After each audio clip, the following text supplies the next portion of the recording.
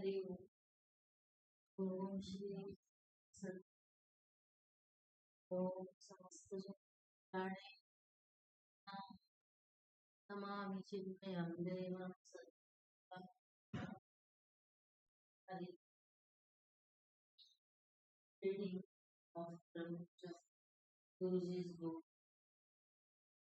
The Vision of Ramayana. This comes under Vedika Granth. Sitting on a hillside, Sri Ram and Lakshman soak in the beauty of the rainy season. Ram draws many parallels between nature and human nature. For instance, the clear sky reminds him of a pure soul devoid of worldly desires.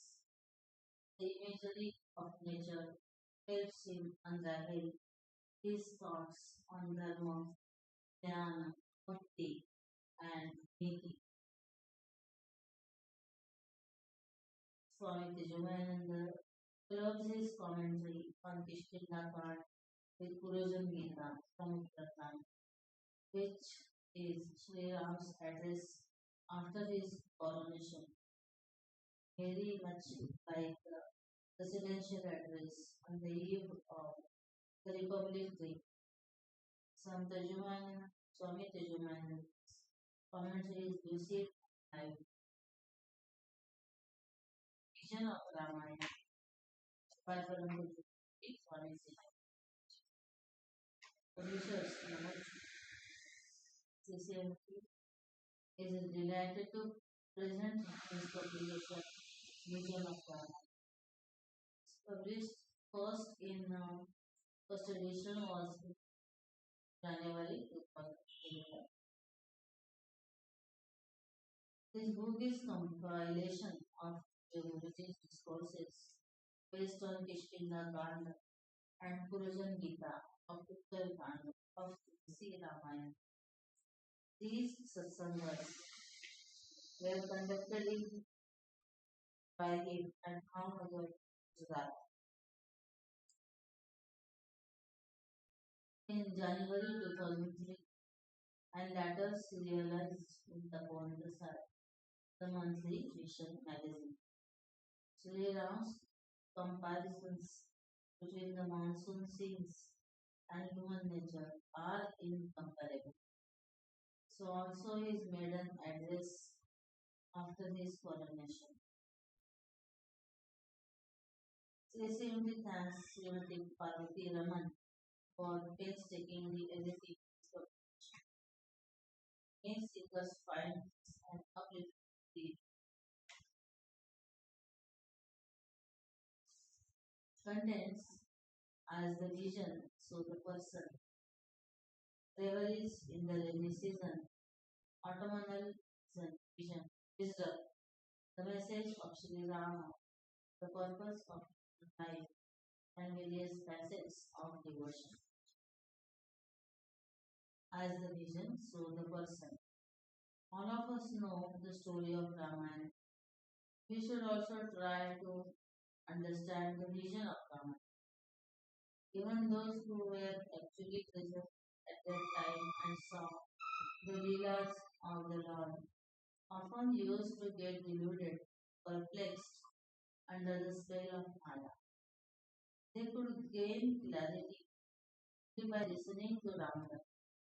In Sri Ramayana, Sati saw Sri Ram lamenting Sita's absence and wondered how he could be the Lord if he also cried, felt sad like ordinary mortals.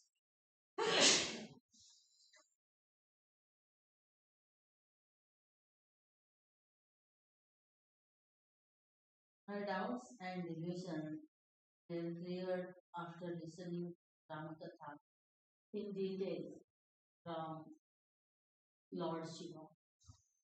It is not enough just to listen to the storyline or watch the television serial on Ramayana. Vichar or serious thinking about it is important.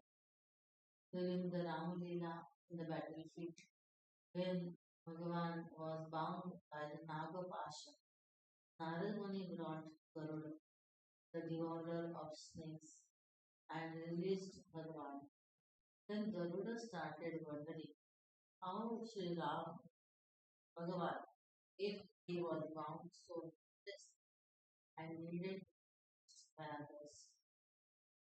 His moha was dispelled only after listening to Kagavushindi's Katha. This shows the importance of Katha. And today, people are minded and need to listen Ram Katha and understand vision. If a student goes to medical college, we expect him to come out a doctor, not a patient. An engineering student has to become an engineer. Similarly, if you study the Ramayana, you must become like Rama and not Ravana. In Ramayana, there are like people like Manthara and Kaikeyi and many Rakshasas, but they only provide negative examples. If the Rama's vision of life, it is Rama's vision of life, which is the true vision of Ramayana. The person studies the Ramayana and is unable to face the problems of life in life with dignity. He has not understood the vision of Rama. Every person has a vision of life, though it may not be couched in philosophical language. A person's behavior, his actions, and reactions are based on his vision and values. Our values depend on our vision of life, and our actions are based on the values. An atheist does not believe in God, scriptures, saints, and the existence of heaven or hell, and thinks that his body and world is all, will naturally value money and pleasures more than anything else. His goal in life be to earn money and enjoy life, eat, drink, and make. He may stoop to a low level to acquire and possess. This value for money is reflected even in our daily life. We hear many women say, I don't work, I am only a housewife. The never ending work done by her does not earn any money directly, hence it is not considered work. A youngster may do a lot of work in ashram and serve the society diligently, but if he does not earn anything, the parents would say that he is useless and does not do. The elder son who has his own business and is earning money is doing well. This is because we value work that does not pay, not considered. This is how our values are decided by our vision in life. Our priorities of life are based on our values. Our joys and sorrows are also based on our values. Generally, if we are not invited to a wedding, we feel upset.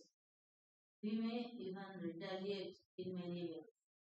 On the other hand, a person not will be happy at not being invited because it saves him the botheration. So our reactions depend on our values. If we retain our worldly outlook, we will continue to complain and feel miserable.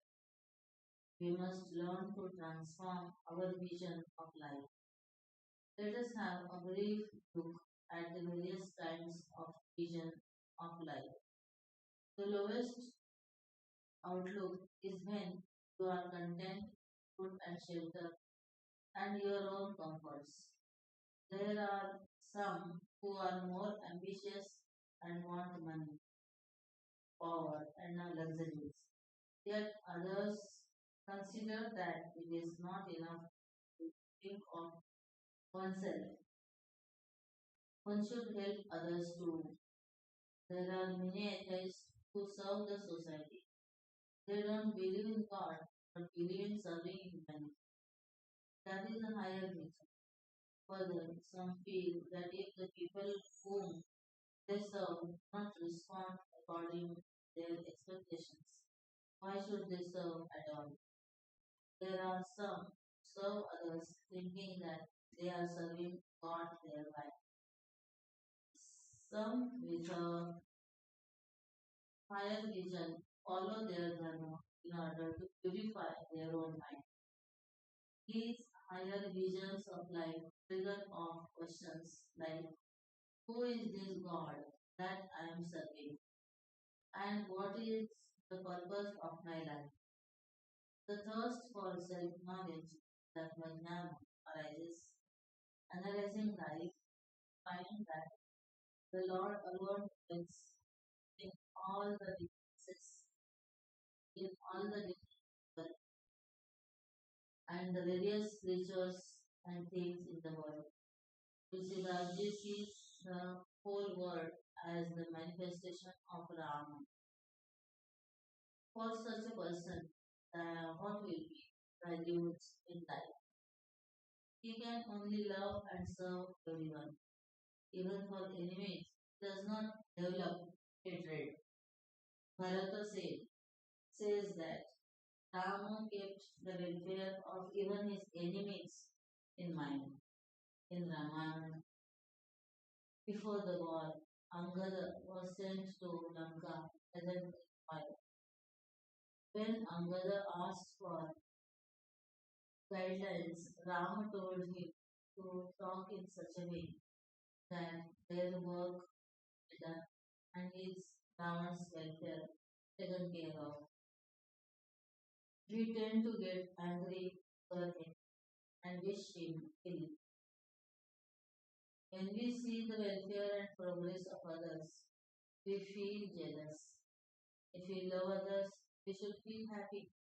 The father feels only joy when the son does better than him. This is the vision of life we should have. Sri Ram's vision of life offers us a standard against which we can measure ourselves and improve. The essential principle behind the Ram's actions, the value that he cherished the most, was dharma. He said that he could give up all other things for the sake of dharma, but dharma he could never forsake. Even Amy, Maricha said, Ramo Dharma, he is the very embodiment of dharma is that which integrates and creates harmony in us, in our inner being, and outside in our family and so on. If you hold on dharma, it will protect us. It is said, if you don't stand for something, you will fall for it. If you don't have any higher values or goals in life, you will fall it. Make results. For example, I will fast on Monday. Next day. The breakfast is so delicious that our determination to fast dissolves very fast. People hesitate to announce such resolves openly because they are not sure if they can really stick to them. If we can't be firm, even in such minor personal decisions, how can we uphold higher values? The fall begins with a small slide, one small exception to my past, and then it snowballs, and very soon the decision of past has gone to the wind. It is like a train changing track. In the beginning, when the two tracks begin to diverge, the gap is very small, but as it continues, the gap widens and the train changes track altogether, heading in a different direction. We start somewhere and end up somewhere else. Sri Ram was a stickler for Dharma. He said that Dharma is our only true friend. विद्यामित्रं प्रवासेषु भार्यामित्रं येषु च व्याधिस्तस्य औषधीं तं तन्मूत्रं मृतस्य च. Knowledge is our friend in our travels. The spouse is our friend at home. Medicine is our friend for the healing. And dharma, the day. Only the punyas of good deeds follow a person after death. We generally look only at the immediate gains and pleasures and think what permanently good for us. In the Krishna Kant of Sri Ramayana, we find many gems of wisdom hidden in the poets. Verses after God died describe the rainy season. The search for Sita has to be halted during this period. Ram and Lakshmana lived in a cave on the Pravershan mountain. They did not play cards and hunt to while away their time. Rama used to tell Lakshmana cards that spoke of Bhagati, Virati, Rupaniti, Viveka. Their conversation, their devotion and dispassion. They talked about how a king should live and rule his kingdom, and about common sense, Samanya Viveka. That is so uncommon. To begin with our own home, since we have to live together as a family, it is common sense to live together lovingly, peacefully. Today we find that even between the husband and wife there is a rift. Then children, mother-in-law and daughter-in-law have to coexist. Generally they sit in their own rooms and watch television, even if it be the same program. People don't live together, they just put up with each other. The same thing is reflected in the problems between neighboring countries in Ramayana. Manthara thought she could break up the family by creating rifts, but Rama and Bharata did not let it happen. This is Vivek. There is a Sanskrit verse which says that intelligent people spend time thinking about Kavya, literature, and Shastra scriptures, while fools spend time in wasteful and destructive ways, quarreling or simply sleeping. There are three kinds of people here also. Great people share noble thoughts, the mediocre analyze events, and the lowest class of people discuss others and gossip. Sri Ram tells us how to spend our time, what to talk about, so that it is good for us and others also. Time should not be wasted. It is very precious. Money, power, and job can be regained by sitting on the hillside. Ram and Lakshmana looked around them at the beauty of nature. What we see depends on our vision of life. Seeing the moon, the scientists will wonder what it is like. Will want to know more about it. Whether there is life there and send a rocket to find out. A poet's response is entirely different. One who thinks only of food will compare the full moon to a papad and wax eloquent about its similarities to kachori. Your vision of life prompts your thoughts. During his wanderings, Narada Muni came across a captivating ashram in the Himalayas. Its beauty filled him with thoughts of love and devotion to Lord who created it.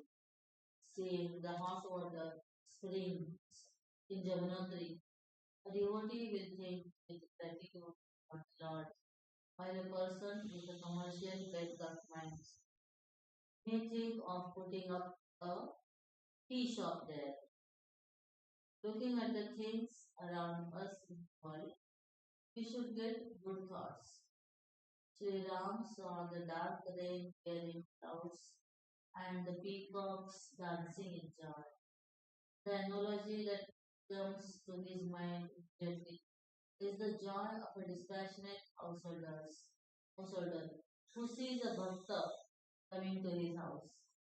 He shares this thought with Lakshman. We are to understand that household life is not meant for only for enjoyment. It is meant to develop vairagya. Usually, the joy of the householder is compared to the peacock's dance of ecstasy. Here, the comparison is inverted in a very effective manner. To hold up an ideal, Sri Ram was grihastha but went to the forest with a calm mind to follow his dharma. Though the entire city, except Kaithara, wanted him to stay, we learn that priority is to be vairagya. When Rama had darshan of sense, he would become very happy. That is why such an analogy comes to his mind. Balakanda provides another illustration. Shatarupa and Manu had such great bhaktas. They could not pass Dhruva and Devavati in their lineage. But Manu felt sad and dejected because even after so many years of a householder's life, he had not developed his passion and all-consuming love for the Lord. He was a great king with a high degree of devotion, and yet such was his humility. So, according to the vision of Ramayana, a householder should develop vairagya, seeing the beauty of the heavy dark clouds. Rama felt keenly the absence of his dear wife and worried about her welfare. We learn that the husband should be concerned about the wife's welfare, a simple fact that needs to be reiterated from the way the Lord sees things, from his thoughts, words, and behavior. We come to know about his nature and his vision of life. The flashes of lightning that light up everything and then disappear in a moment remind Sri Ram of the fickle friendship of wicked show a lot of affection one moment and are not to be seen later. When Krishna saw Vasudeva's first son, he was filled with joy. But the moment someone talked to him of the prophecy, he wanted to kill the child. We must learn to be steady in our friendship and also watch out for the deceptive friendship of the wicked. If someone borrows 500 rupees, promising to repay it, and then vanishes for good, learn to be happy that with just the loss of 500 rupees, you came to know his nature, or else he would have caused much more loss later.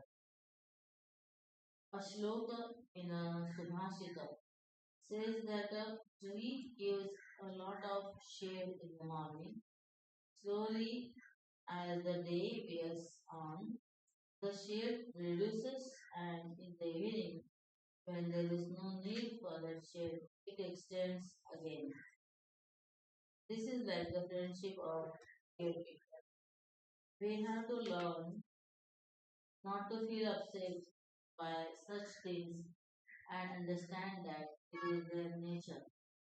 Bhagwan Ram's vision of life in Ramayana is Ramayana's vision of life.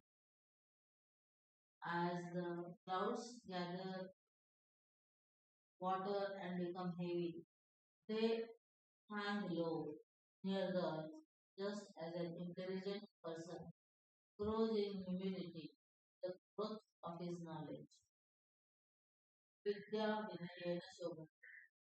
The beauty of knowledge lies in within.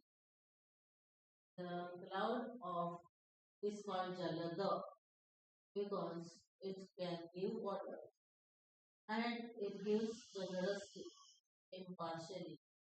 Most people give with a certain sense of pride. There is a feeling of condensation. Here there should be love alone. The true Vidya is that which confirms belief. Knowledge that increases one's pride is actually ignorance. So the person may be well versed in his field. Torrential waters fall on the mountains with force, but the mountains withstand them. Just as saints endure the harsh words of the wicked. It is said that the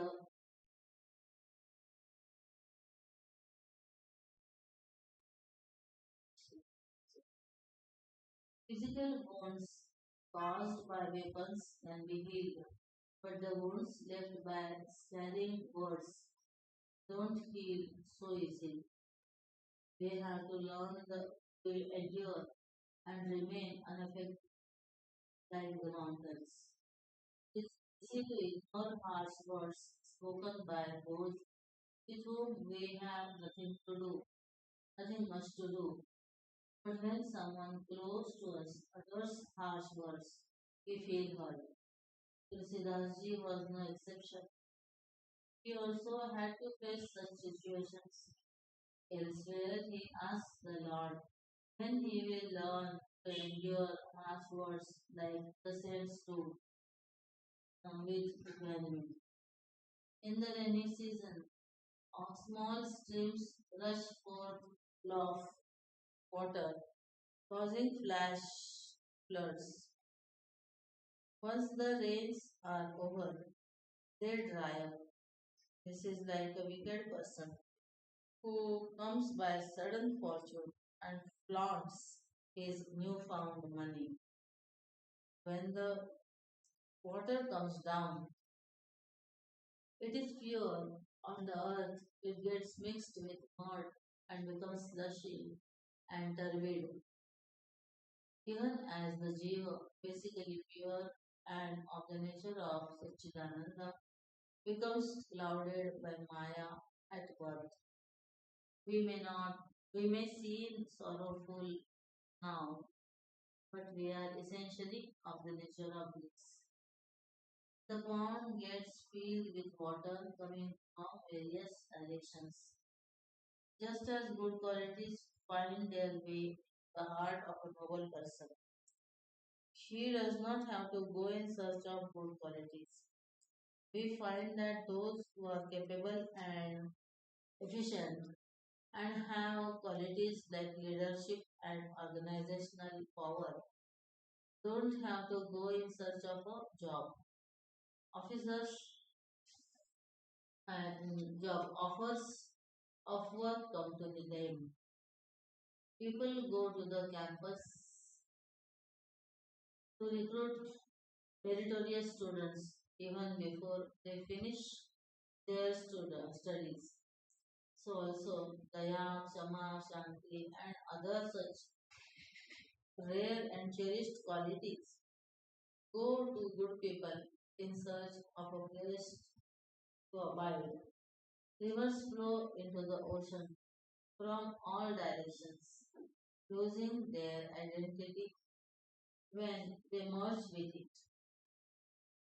They are restless till then. This is like the Jiva who becomes restful only when he finds Sri Hari, the Lord. It is said that by churning water you may get butter, but without praying to the Lord you cannot find peace of mind. Similarly, the Guru in Shvetashvatara Upanishad says that if you can roll up the entire sky like a piece of a skin or a carpet, then without knowing God, you can end your sorrows. Our efforts should be to learn to discriminate between good and bad qualities. Hold on to the qualities of a noble person, Sajjana, and keep dropping those that characterize the wicked from the references. See Ram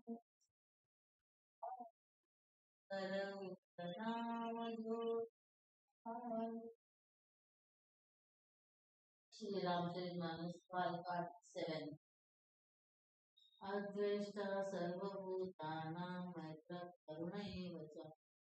Gita 12.13.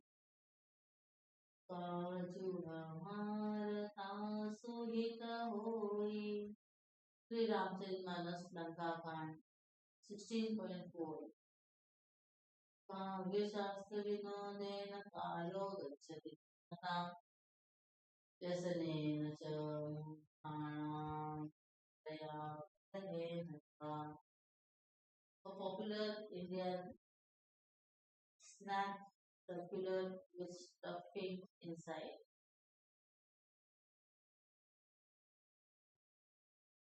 Reveries in the rainy season. We continue to study the vision of Ramayana as expressed in the musings of Sri Ram Kishkinda. From Doha 14 onwards, it is the rainy season and the mountain slopes are verdant. Seeing this, Sri Ram shares his thoughts with Lakshmana. Green grass grows and covers the path, just like the proud people who cover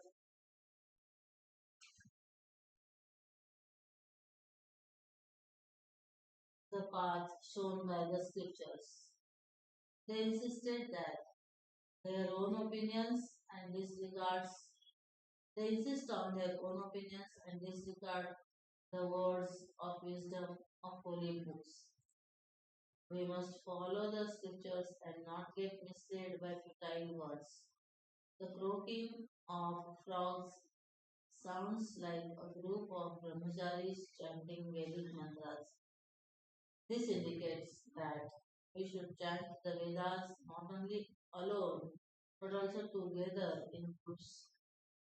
The trees that have shared their leaves are covered with new sprouts, just as the sincere Sarvika gains new insights every time he hears the scriptures like the Gita or Ramayana. Having shared his earlier ways of thinking, he develops a new understanding and vision. Other plants like Arka and Javas also share their leaves in the rainy season. But this reminds Sri Ram of wicked people rendered powerless under a good and stable regime. The rain has washed everything clean. There is no trace of dust to be found everywhere. This is how anger, when it surfaces, drives away dharma, making one incapable of having given. a glimpse of right and wrong. The earth is decked with rich crops, given as a generous and charitable person the Lord just that will benefit everyone. Wealth does not adorn a person who is miserly and refuses to part with even a penny to help others. Once a beggar approached a rich man for alms. The man said that he had no money to give. The beggar asked for some old clothes, and the rich man said he has none to spare. When the beggar asked for some food, he said that there was no food left in the house. The smart beggar shot back, if you have nothing, why don't you join me to beg? A lot of fireflies gleam in the thick darkness of the night, like a group of hypocrites. There are two kinds of hypocrites. Those who wish to show themselves off as other than what they are, and those who exaggerate and show off even the small things that they do. The difference between the light of the fireflies and that of the sun is that the light of the fireflies merely helps to show their own presence, whereas the light of the sun enables everyone to see and work.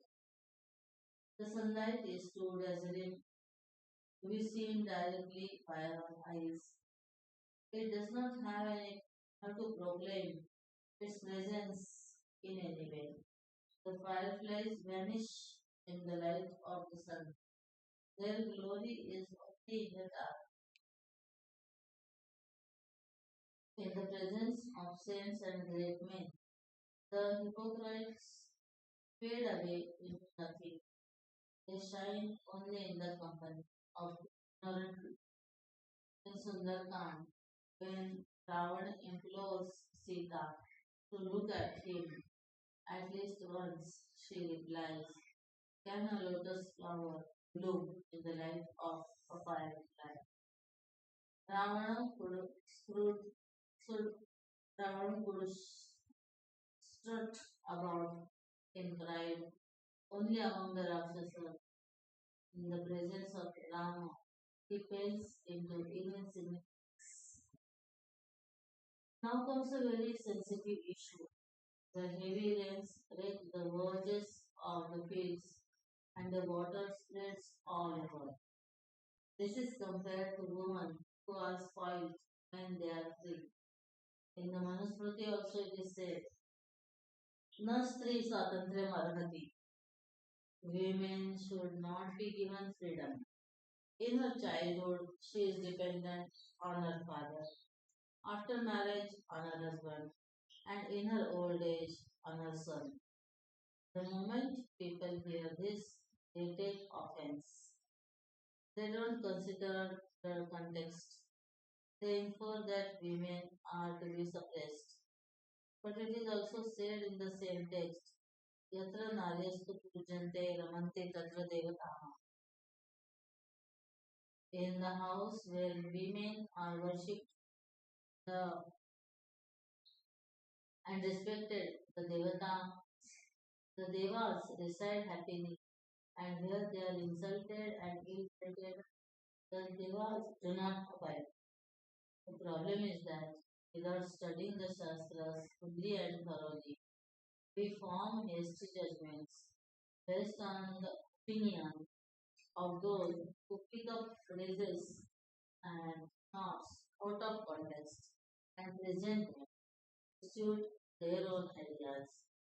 There is the example of a man who went astray, becoming addicted to alcohol, gambling, and other bad habits.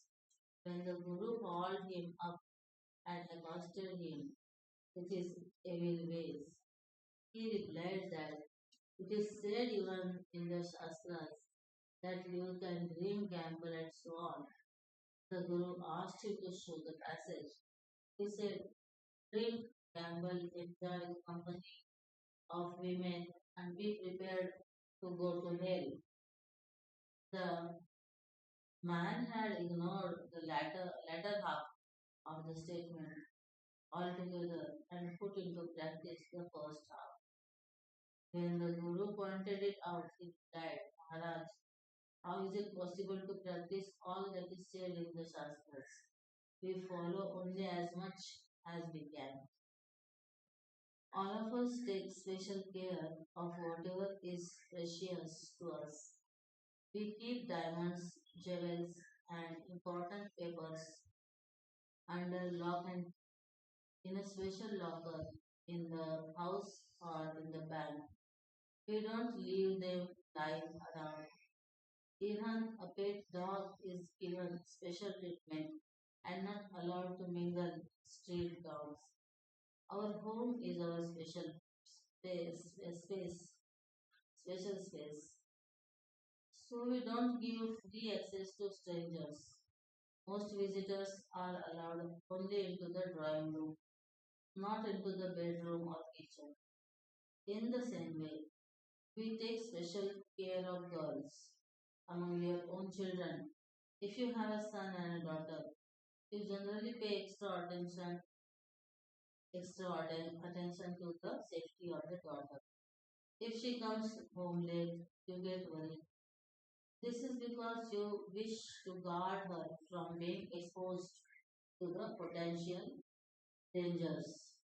So, so taken into the right context, it merely means that women should be guarded carefully because they are so precious.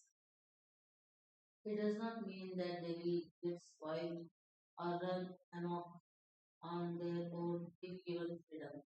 The scriptures say, Matrudevo Prabhu, treat your mother as God. The son is supposed to take care of the mother with reverence. The Shastras do not tell the fathers, husbands, and sons to suppress the women in the family. The purpose and meaning of this statement in the Dharma Shastra is misunderstood and interpreted in a wrong way generally. The wife is called Groha Lakshmi. It is said that a man makes a house, the wife makes it a home. Gృహిణి గృహముచ్యతే. Sri Ram left Sita in the care of Lakshman when he went to get the golden deer she wanted. When Lakshmana left her alone in response to her chiding, though with necessary precautions, evil befell her. In this context, Sri Ram's thoughts become clear. A clever farmer builds his fields carefully to avoid damage to his crops, just as a wise man avoids moha, infatuation, mother, vanity, and man, pride. The Chakravark bird is not seen anywhere around, just as dharma is rare to be seen in Kali Yuga. We see many people going to the temple and performing rituals, but it is rare to find people who are uncompromising in righteousness and prepared to give up even their lives in the performance of dharma. Nowadays, people resort to wrong deeds and then pray that God should protect them from an inquiry commission. It is said that Tirupati, the Lord used to reside in Pratyaksha form, directly available to the devotees. Because of the unrighteous prayers of the general public in the Kali Yuga, God decided to remain there only as an Archavatar in the form of an idol. The deities in our temples smile, for they are amused by our prayers. A boy was heard to pray that Mumbai should be made the capital of India. When his mother asked him the reason for this strange prayer, he said that in the school examination, In his answer sheet, he had written that Mumbai was the capital of India. Even after rains, crops do not grow in barren land, just as no worldly desires sprout in the mind of a true devotee. When Prahlad was granted a boon, the only thing he asked for was that no worldly desire should rise in his mind. Once Sant Tukaram was sitting on a wall and doing bhajan. Riddhi and Siddhi were sent by the Lord to grant him his wishes. He welcomed them and inquired how he could serve them. They said that the Lord has sent them to grant him any boon that he wanted. When they asserted that when he asserted that he did not want anything, they got worried because the Lord would be displeased with them for not doing his bidding. So he asked for a boon. Please go away now, leave me alone, and never return again. The earth was fertile, with many teeming creatures, just as population grows in a well-administered kingdom. Many travelers caught unawares by sharp showers stand still in any shelter and find. This reminds Sri Ram of the mind that has found abundance in the highest truth. The sense organs, along with the mind and intellect, become steady and still, as explained in the Kathopanishad 2.3.10. यदा पञ्चावतिष्ठन्ते ज्ञानानि मनसा सह बुद्धिश्च न विचेष्टति कामाहुः परमां गतिम्. These reveries show the way Sri Ram looks at life. His way of thinking that he considers good, what he wants us to avoid, and so on. Sometimes the wind blows so strongly that the clouds get scattered, like the wicked son who scatters the name, fame, and wealth of the family. During the rains, it becomes dark even during the day, and sometimes suddenly the sun comes out brightly. During satsang, we get knowledge, but the moment we go home, our minds get clouded by ignorance once again and become distracted. This is why it is said that we should avoid association with wicked, cultivate the company of the Mahatmas. Adi Shankaracharya says in Brajogovindam, Satsangatve Nisangatvam Nisangatve Nirmohatvam Nirmohatve Nishchalatatvam Nishchalatatve Jivan Muktihi. The company of good people bring about non-attachment, which gives us freedom from delusion. This results in awareness of the immutable reality, granting us liberation in this very life. Om Tat Sat. Autumnal wisdom. During the rainy season, seeing the natural phenomenon around them, Sri Ram shared his knowledge with Lakshman. He talked about bhakti, devotion, jnana, knowledge, vairagya, dispassion, and niti, right conduct. From his talk, we learn about his priorities, his values, and what he considered important. We also get to know what are the things he wants us to avoid and where he wants us to remain watchful. Slowly, the season changed. The rainy season gave way to autumn. Sri Ram pointed out the signs to Lakshman. Kasa grass with white flowers had spread like a carpet over vast areas, betokening the advent of old age for the rainy season. The constellation of Agastya appeared and the waters dried up, just as greed dries up contentment of mind. When greed enters the mind, contentment is pushed out, and when contentment comes in, greed has to beat a hasty retreat. It is said that Lobha Papasya Karanam. Greed is the cause for sin. There is no limit to greed. It thirsts for more and more and does not hesitate to snatch what belongs to others. The only way to remove greed from the mind is to cultivate the virtue of contentment as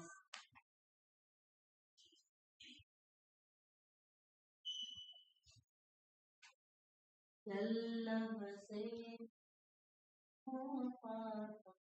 Chitam Tena Vinodaya Chittam. Acharya Shankara says, entertain yourself with the wealth earned by your own hard work through righteous means. The waters of rivers and lakes had become clear after the rains washed away all the dirt and dust, reminding Sri Ram of the hearts of saints which become pure as they give up their negativities and bad qualities. During the rains, the water is turbid and there is flooding, but slowly the waters settle down at the right level, like a wise man who gives up attachment and gradually gets established in jnana. As we continue to give up outgoing thoughts, possessiveness, attachment, desires, our inner vision becomes clearer and steadier. Adi Shankaracharya says, यथा यथा प्रत्यगवस्थितं मनः तथा तथा मुञ्चति बाह्यवासनाः निःशेषमोक्षे सति वासनानाम् आत्मानुभूति प्रतिबन्धशून्या. As a person starts getting glimpses of his real self, his desire for external enjoyment too, more he gives up desires for outer things, the more clarity he gains in his vision of the self. The two things happen simultaneously. Some people think that after giving up all vasanas for things of this world, they will gain inner vision. Other think that once they realize the self, all the vasanas will dry. It does not happen like that. Gradually, as you develop interest in this self-knowledge, slowly your desires reduce.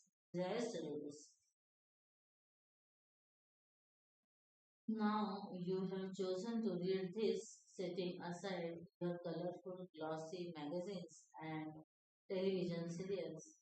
When you develop a taste for this and start enjoying it, it will not be difficult to give up other desires. That is why Adi Shankar says that a time comes when all the vasanas drop off and you become firmly established in this self-knowledge. Then there will be no further interruption but awareness of the self even in the midst of activities.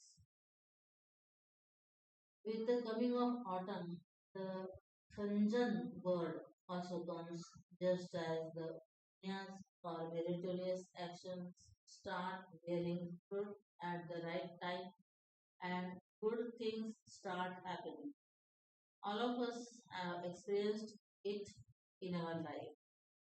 There are times when, in spite of all our efforts, things seem to go wrong. There are the results of Papa Karma. These are the results of Papa Karmas, the sinful actions done in the past. At such times, we should not lose heart, but remain steady, courageous, and cheerful, with the confidence that good times will come. Remember that even this will pass away, as Pujadurudev used to. remind us frequently. We never make any effort to invite sorrows. They come on their own, automatically, anatomically. In the same way, good things will also happen when the time is right. This does not mean that we should stop all our efforts. We have to note that the results are not always proportionate to our the efforts we make. Sometimes we find that though we did not try so hard, wonderful things happen. Suddenly we hear that someone we don't even know has left us a huge inheritance. When good things happen out of the blue, we must understand that they are the result of our earlier meritorious actions. Adrishta Phalam. We should always remember the Lord and accept whatever destiny Prarabdha brings with equipoise. After the rains, all the dust, dirt, and slush vanish, just as crimes and injustice vanish in the administration of a good king. In a clean government, the dust of scams will not fly thick and fast, nor will there be the dirt of corruption. The crooked people give a different meaning to word clean. They just clean up the treasury and fill their own pockets. The next illustration offers a pointer to householders. Wherever there is less water, the fish start suffering, just as foolish householders suffer without money. Money is important in our worldly life. Samartha Ramadas has written that the world prapancha, that in the world prapancha, gold is necessary. While in Paramartha, when we seek the truth, the knowledge of Panchikaran is essential. One should understand the importance and value of money, earn and cherish it accordingly. However, one should not resort to unacceptable and wrong methods to earn and amass wealth. A householder should be smart, efficient, and practical in handling worldly affairs. He should know how to manage his finances. There is a mistaken notion, generally prevalent, that religion does not approve the earning money. Our Shastras are very clear about this point. Besides looking after their own families, the householders are also supposed to feed those belonging to the other three ashramas, the brahmacharis, the vanaprasthas, and the sannyasas. It is said in the Taittiriya Upanishad, Annam Bahu Purvita, grow more food. When a guest arrives, feed him well. Don't try to avoid your duty by saying politely, you must have had your lunch already. Don't even ask, would you like to have lunch? Invite him to be seated.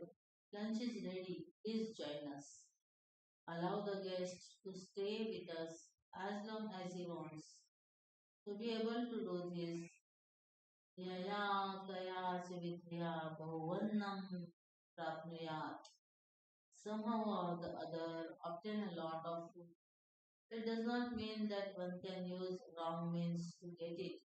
Our Shastras also make it clear that it is wrong to beg and wrong to give anything in the person who begs. Further, the Taittiriya Upanishad continues, if you give the guest with reverence, you will also be given things with reverence. If you give in common, casual way, you will also receive in a similar manner. If you give in an insulting or demeaning way, you will also receive the same way with turn, your turn comes. In another context, it is pointed out that the householder should also have bhakti and vairagya. He should get joy from meeting Mahatmas. The Ramayana gives clear guidelines for everyone. It tells us how a king should conduct himself, what should be the attitude of a bhakta, and how a sannyasi should behave. Every aspect of life is covered. The autumnal sky is clear without any clouds. The full moon day, Sharad Purnima, is particularly beautiful and celebrated joyously in Gujarat and Maharashtra. This is the time when Shri Krishna danced with the gopis in the joyous abandon of Rasa Leela. The cloudless sky is like the mind of a pure and devoid of any worldly desires. There are some rare gentle showers here and there, like the rare few who develop intense devotion to God. In the Bhagavatam, Bhagavan has said that he may even give mukti, but bhakti is not given so easily. In this highest kind of single pointed devotion, single pointed bhakti, the devotee does not want dharma, artha, kama, or even moksha. His goal is very clear. He wants only devotion to the holy feet of the Lord and is prepared to undergo any number of trials. The poet devotee Rasakhan says, God, give me as many words as you wish. You may make me a human, let me be a cowbird now. If you make me a bird, let me be on the Kadamba tree beneath which Sri Krishna plays his enchanting flute. If I am to be born as an animal, let me be a cow in Nanda Baba's cowshed. If I deserve only to be a stone, please keep me on the Govardhan Mount. Such prema bhakti is very rare in gift and requires great purity of mind. In the olden days, when conveyance facilities were very minimal, people avoided travel during the rainy season. The sadhus and sannyasis used to stay in one place during those 4 months Chaturmasya. The traders also put during used to stay put during this period. Sri Ram notes that since the rains are over, everybody has started moving about. The traders start playing their trade. The kings go out with their troops to expand their kingdom. The sannyasis also begin to move from one place to place according to their dharma. After the constant and exhaustion of staying in one place, people are happy to move about freely. This reminds Sri Ram of the freedom and relaxation gained by people who acquire true devotion to the Lord after all their earlier efforts and arduous sadhana have borne. After all, their earlier efforts and arduous sadhana have borne fruit. Wherever there is a lot of water, the fish are very happy, just as those who have taken refuge in the Lord have no further needs or troubles. Prahlad felt that he was in the arms of the Lord all the time. Govinda Parirambhita. Though seated in Holika's lap fire, he felt he was on Narayana's level. He had no fear, though he was pushed down from the mountain top, trampled by elephants, and tortured in many other ways by his own father.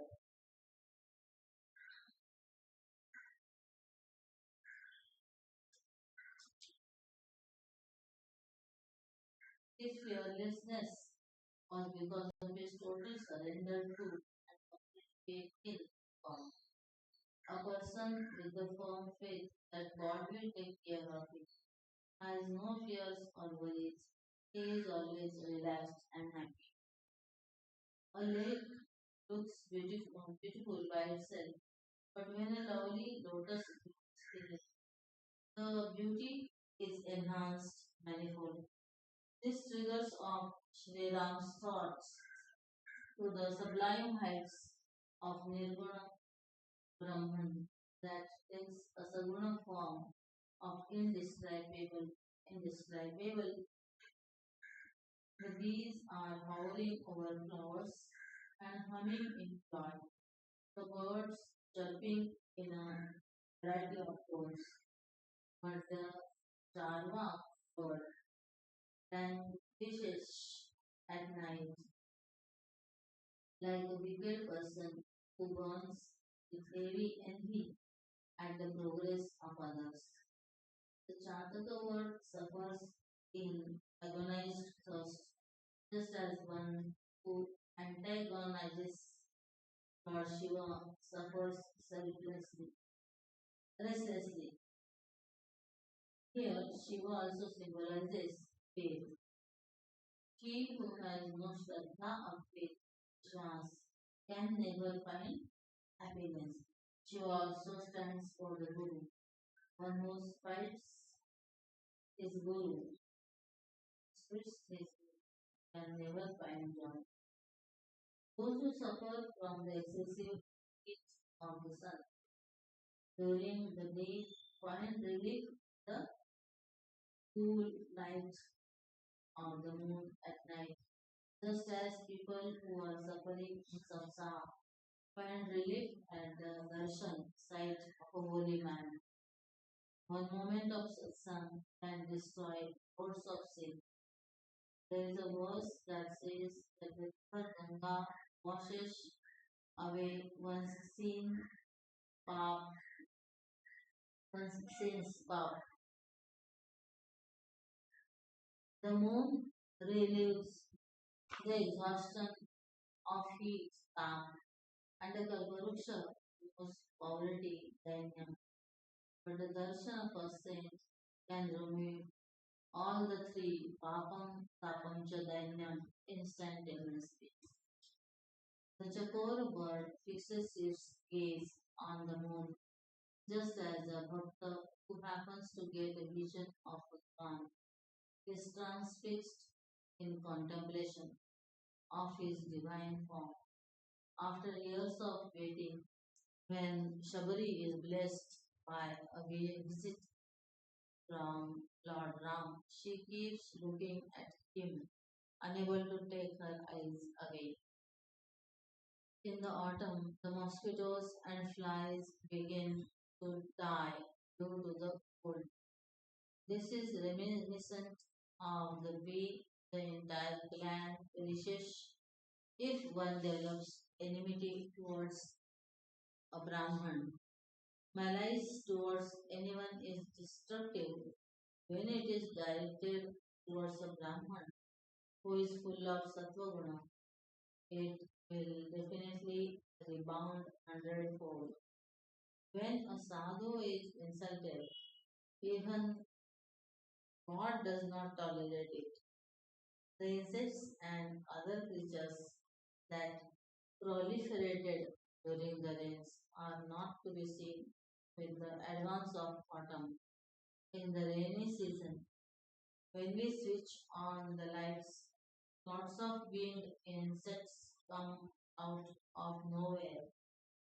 This is like the droves of doubts and delusions that vanish at the sight of the Sadguru. In this way, by listening to the musings of Sri Ram, we come to the of life. The duties and dharma of a brahmachari, a householder, a vanavasta, a sannyasi, and others are pointed out on both sides. References Bhajagovindam, Vivek Chudamani 2.276, The creative process of the five elements, the Upanishad 3.9, same 3.10, our mythical bird that could not live without the sun, a bird which is supposed to live only on raindrops.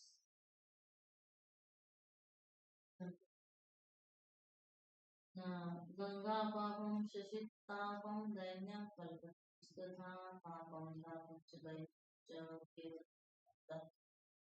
दर्शनात् भवेत्.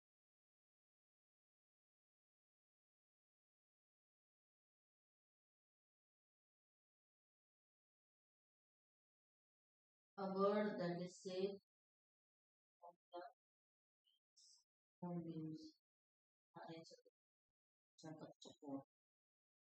The message of Shri Ram. After the reflections of Shri Ram that he shares with his brother Lakshman, the story continues with the search for Sita. Since we are looking at Ram's vision of life, let us see the overall perspective. Firstly, the Lord took avatar as a human being in order to teach humanity about dharma. Dharme me matirastu pravruttirastu. May my intellect focus on dharma. May I act according to dharma. Happiness can be obtained only by from dharma, which gives us both abhyudaya and nishreyasa. It gives us worldly progress and prosperity, as well as purity of mind that takes us to God. Our life should be established in dharma.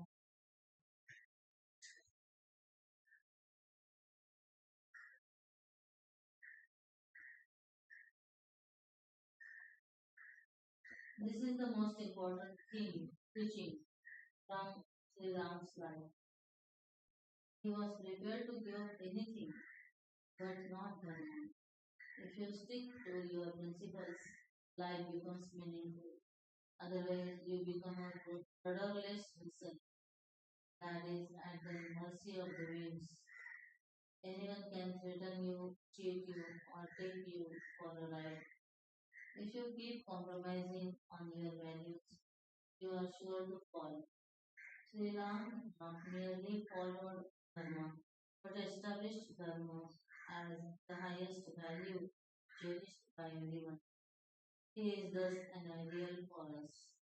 Secondly, it is said in the Bhagavatam that in Sadhuta there was none like Sri Ramchandra.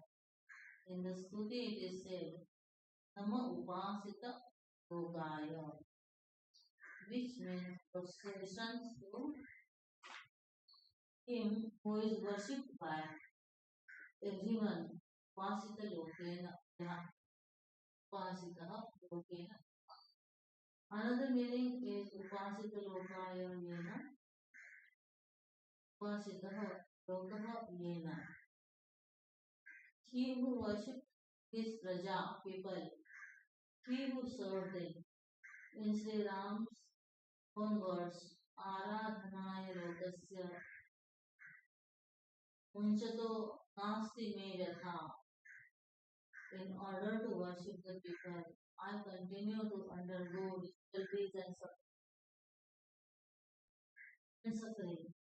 Thirdly, we have to see how others perceive him. Bharata, Lakshmana, Sudarshan, and others find joy in serving.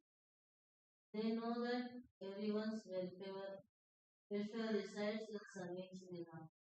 When Bharata came to know that Kaikeyi had manured to to send Ram to the forest in order to crown his own son Bharat, her own son Bharat, he became very upset. Our welfare is in serving Ram, Lord of Sita. My mother has taken away that privilege from me, he said.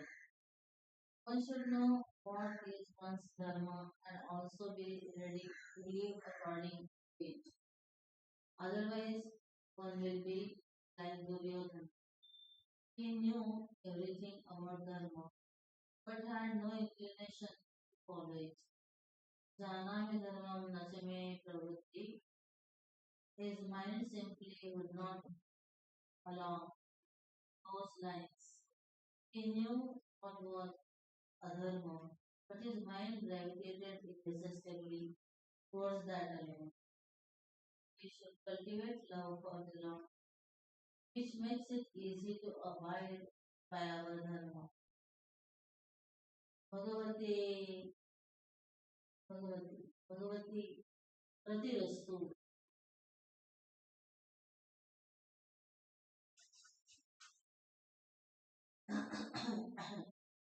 May I have love for the Lord. We shall now see what was Sri Ram's message for us, directly in his own words. Generally, every now and then, a formal message comes from the ruler or the governor.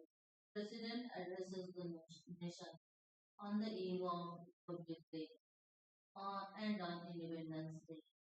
The Prime Minister addresses the nation. Sri Ram also addressed his citizens thus in the media. No interview of important persons is complete without the question, what is your message to the people? Among the duties of a king, the most important one is to give security to citizens and to maintain law and order in the kingdom. Nowadays we find that the Rakshasas, protectors, the Rakshasas, the Rakshak, the Rakshak, the Rakshakas, protectors have become Akshakas, devouters. Secondly, we should give employment to the people. Truptidana. Unemployment breeds trouble and discontent. Thirdly, the king has to explain to his people their dharma, their duties, how to develop devotion, and so on. Dharma is that which sustains Dharate Aneneka. Now it is called moral science or value education, a subject in which one is not required to pass. If the king does not educate his people in dharma and they commit sins, the king has to bear the consequences. So, we see Sri Ram addressing his citizens in the Uttarkand of his Ramayan. What he told the people of Ayodhya is applicable to everyone at all times, all countries. Sri Ram invited everyone to the royal court when the Guru, the Brahmanas, and the people of the town were seated in their places according to their traditions. Sri Ram addressed them. This is called Purajana Gita and it has the power to free us from the clutches of the world. Bhagavan said, "Oh friends, listen to my words that are meant only for their welfare. I am not talking out of a sense of possession or attachment. I am not saying anything that is unjust, nor am I talking out of a sense of power or depression. After listening to me, do as you please. Only he who understands what I say and acts accordingly will be dear to me. I will not compel anyone to follow my advice or punish anyone for not following it. If I say anything wrong, stop me immediately without any fear. True democracy flourished in Sri Ram's kingdom. Sri Ram continued, you have got this human body because of great good fortune. It is the gateway to liberation. Today, the population explosion makes people think that it is very easy to get a human body. Bhagavan Shankaracharya says, Chantu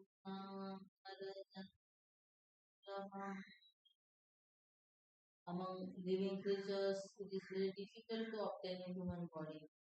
Think of the totality of beings on this earth and note the proportion of human beings. Some say we get the human form because of God's grace.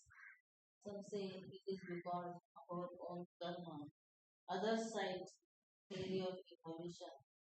But it is very clear that man is the most highly developed among all living creatures. Man is said to be the roof and crown of creation. The Vedas and Shastras say that it is difficult even for the Devas to get a human birth.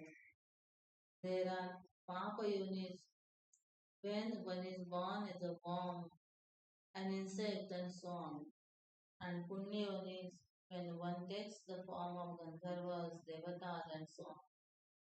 But this, the human form, is a karma yoni, where you can free yourself from the bondage of karma forever.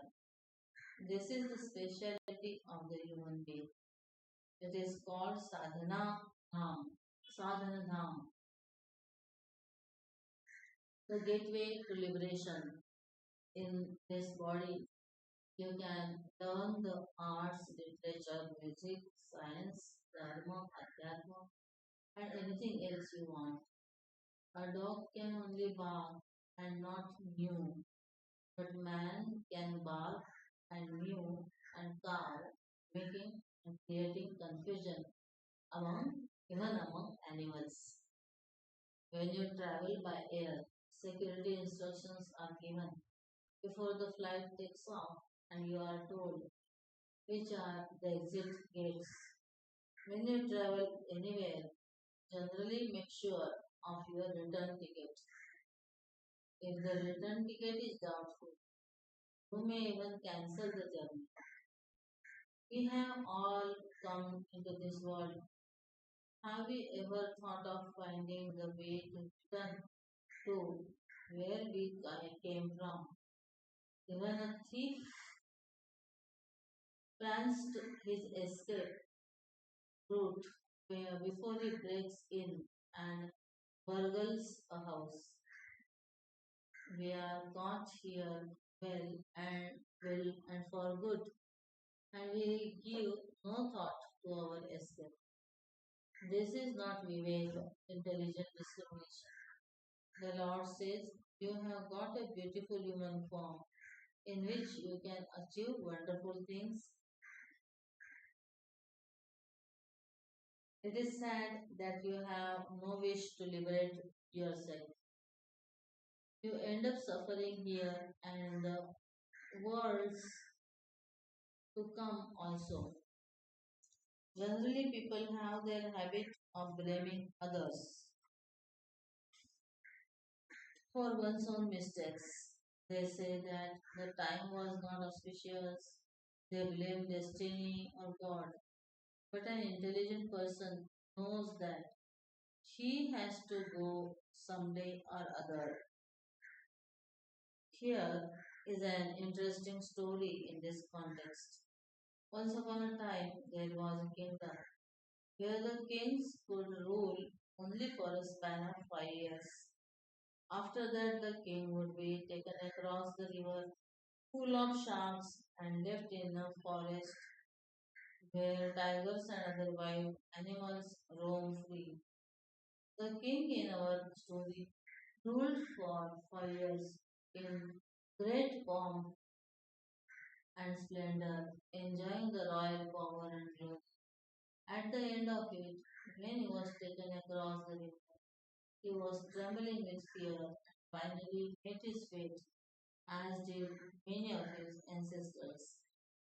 The next king to be crowned inquired about the details of how the earlier king met his end and trembled all through his reign, unable to sleep in peace and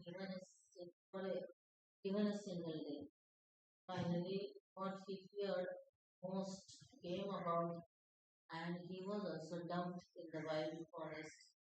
The king who followed him on the throne decided that there was plenty of time and the first 3 years could be enjoyed without any worries of the future. The years flew past and he had no plan for action. He was confused and puzzled about how to handle the situation. Till the final day came and the end ended his agony. Next came a king who was much smarter. He knew the fate of his predecessors. He ruled very efficiently and took good care of the citizens. When the time came for him to leave, the people were very reluctant to let him go. However, rules are rules, and they had to bid goodbye to him. The king was as cheerful as ever and ordered that the boat be decorated fit for a king. Happily, with a song on his lips, he took leave of his people and sat. It was the same boatman who had ferried the other 3 kings across. He could not understand how this king was so cheerful and not at all afraid like the others. Slowly he asked the king the secret of his strange behavior. The king laughed and said, "Do you think I did nothing in the last 5 years to meet this moment? I sent engineers and forest officials to clear the forest there, tame the animals, and make the place habitable. Look there." He pointed to the other bank. Sure enough, there were palatial buildings visible in the distance and a group of people in garlands to welcome him on the banks of the river. Let us learn to live well here and at the same time prepare to leave this place in a dignified way, ready to meet what lies ahead. Let us not live here in stillness and then regret it when the final moment arrives. We must understand how only valuable our life was. The third found a diamond once. He did not know its value. He put it on a string around the neck of his favorite boy. We are also wasting our precious life like that, not knowing its full value. We should do something now, and that can be done only in the human life, which is its specialty. Other things can be done in other lives as well. Once, when we were students in Sandipani, we were taken to Rishikesh. A Swami from some other ashram came and addressed us one day. He told us a story that I remember even now. There was a person who used to eat curds all the time, but he would never have milk. A friend asked him the reason for this. The answer was very interesting. He said, "After death, I may have many other lives and be born as a goat, a dog, a cow, or a rat. In any of those births, I will get milk to take, but never curds to eat. This is a special pleasure. Enjoy. So I am making the best of it. It is worth nothing that we can gain God or attain liberation only in the human life. Eating, drinking, eating, and producing children can be done in any other kind of life. When we visit a foreign country, we bring gifts that are special and unique to that place. In the same way, we should use this human life for the special purpose which is meant for. Instead, people fritter away their time in wasteful and then complain about their sorrows, blaming others for it, citing bad times, destiny, and so on. If the sun fails in the exam, They say that the paper was built up. If the cricket match is lost, the blame is laid on the condition of the match. We never seem to accept our own part of the failure. Sri Ram tells us how rare it is to get it right, how difficult it is to attain it, and how precious it is once you understand this fully, not waste it foolishly. Then he explains what we should and what avoid this time. But Shri Ram addresses the people thus, O brothers, having got this rare human form, we should not waste it in mere sense enjoyments. It is not wrong to relax when needed and enjoy things within the right limits. But if a person does only that and nothing else, it will be a waste of his human life. For example, person needs to eat food, but imagine thinking of food all the time. There is a time for everything. Children play with toys and we enjoy seeing them do so. The parents take pleasure in buying new toys for them and take photos of their play. But if the child has grown to 15 years of age and continues to play with toys, it is not normal. Then the parents get worried. A 20-25-year-old boy or girl wants to get married. It's natural and we accept it. But nowadays, youngsters say that they are not yet ready to get married, whereas 70-year-old people invite us for their wedding. They think they are not too old yet. The point is that everything is fine at the right time and in the right measure. I am fond of cooking. If I cook something one day, people are happy and say, see, Swamiji made the prasad himself today. But if I start cooking every day, they will lose interest and look down on me, wondering what kind of a sannyasi I am. They will comment, he has become a cook. He doesn't give discourses anymore. Sri Ram says that it is not wrong to enjoy life. In fact, that is one of the purposes of the Grunthashram.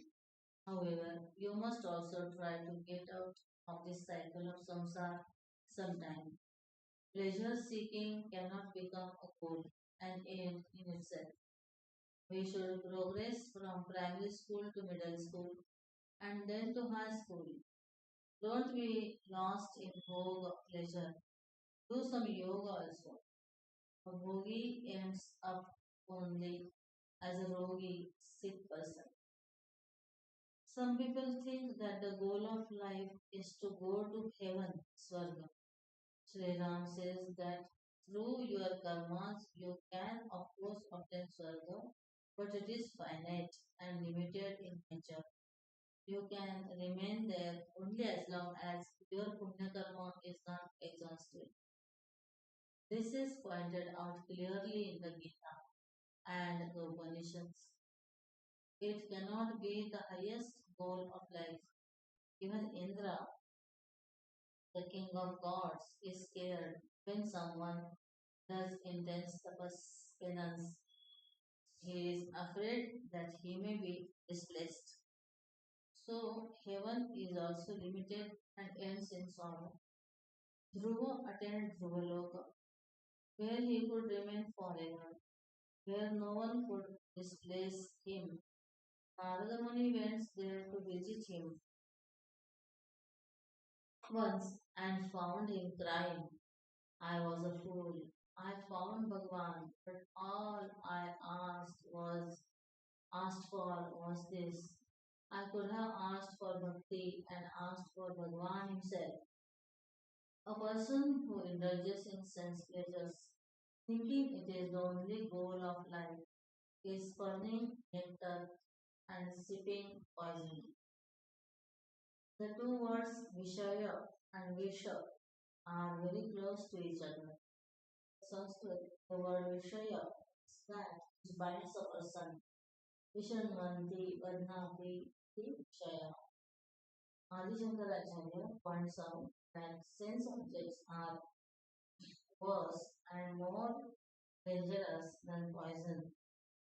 Poison affects only the person who drinks it, but sense objects bind the person merely looks at them or hears about them or touches them. We waste our time like a person who throws away the Paras mine that can convert one iron into gold and brings Poojya, peppercorn, or throws away a diamond cherished a piece of glass. Throws away a diamond cherished a piece of glass. This intelligence or discrimination? We are utterly foolish. We have given up God and creation and bound ourselves with more and delusion that this world is one home itself. Differences Dona Patikvan or Sage Doshena Tivro Vishaya Krishna Sarpa Vishad Visham Nihanti Bhoktaram Drashtaram Chakshushamyayam. The purpose of human life. Continuing to explain the previous precious nature of human birth and the importance of our recognizing its value and putting it to the best use. The Sri Ram says that from time immemorial, the Jiva has been wandering from body to body. There are 84 lakh that every Jiva can pass through. They can be classified into categories. Udvija, which burst forth from the earth with plants. Svedaja, that are born of water, wetness, and like the millions of creatures that come Andaja, born of eggs like birds and serpents, and Jaraja, born of like animals and pigs. Driven by the powerful pull of Maya, the Jiva drifts through many births under the spell of Kala, Karma, Swabhava, and Guna. Kala refers to time. We have good times and bad times. People are very curious and they go to astrologers to find out what their future holds. The astrologer shakes his head down dolefully, says that the next 3 years are going to be bad. When asked, then after that, the answers he answers readily after that it won't be so bad because we will get used to it. Besides the planetary positions, our own karma, our actions shape our lives. There are two kinds of karmas. Purva karma, actions done in the past, in this or in previous lives, and Vartaman karma, actions in the present. Every cause has an effect. Every action gives rise to a result. Our lives are shaped by our actions. The past gives order our present lives, and what we do now shape our future. People are very strange. When engaging in action, they are careless and refuse to think of the consequences. When they have to face the results of their actions, they complain. The third factor is our own swabhava or natural temperament. Often, this is the cause of much of our suffering. Some people are prone to anger, they lose their jobs, wives, and sometimes their lives because of their anger. Some are envious, some greedy, some full of lust, some cowardly, some egoistic. All of them suffer because of their natural weaknesses. The fourth factor that affects us is sattva, rajas, and tamas. Some students prefer to sleep tamasic when they should be studying for the exams because they are simply not in a mood to study. Some people are driven by a rajasic temperament. They are often restless. Those who let their moods dictate their lives are called mudha. Rarely do people remain sattva and do what ought to be done. The skala, karma, swabhava, and guna order our life. This is called maya. If our births were to be determined only by our karmas, perhaps we would never have been born as human beings. Our compassionate Lord gives us a human birth in His grace, though we don't deserve it. In our Shastras, there is an illustration. A sadhu went to a river and saw a worm being swirled in the waters. Out of sheer compassion, he lifted it up and placed it in the shade of a tree. Like that worm, we are also caught in a relentless cycle of samsara. The Lord's selfless love has given us this human form. He has also given us the intellect, the hands and feet. If someone gives us a precious ring, we are so grateful, but we fail to thank the Lord who gave us the finger. God has also given us the Vedas and other scriptures to show us how to live. When we buy a gadget, we get a booklet or manual along with it to show how to make best use of that gadget. Most people don't even bother to read it. Once someone gave me a tape recorder and a manual with it. I thought, what is there to know about the recorder? After all, I am familiar with how it works. So I plugged it in and switched it on, and to my horror, it sparked and hissed. Then I opened the manual. The first sentence said, please read the manual before operating the recorder. Then it said that the machine operates on 6 volts only. I had plugged it to 20 volts. After the recorder was burnt out, I was reading the manual carefully. What foolishness! Even small items like cosmetics or medicines carry specific instructions. God has given us a body which is more complex and powerful than any computer. Won't He give us a manual, instructions about how to use it? The manual is called Veda, Shastra, or the Gita. And if you can't understand any of them, there is the Ramayana. Mahatmas and saints show us how to live. God also sends us gurus who teach us how to use the manual. Sri Ram says that this human body is like a boat that helps us to cross the ocean of samsara. God's grace is the terrible wind to help us on. Overcome with gratitude, Sri Tulasji says, Hari तुम बहुत अनुग्रह की. We can never ever list the innumerable blessings bestowed upon us by the Lord. If a particle of food goes into our windpipe, what agony we suffer. As long as we breathe comfortably, everything seems okay.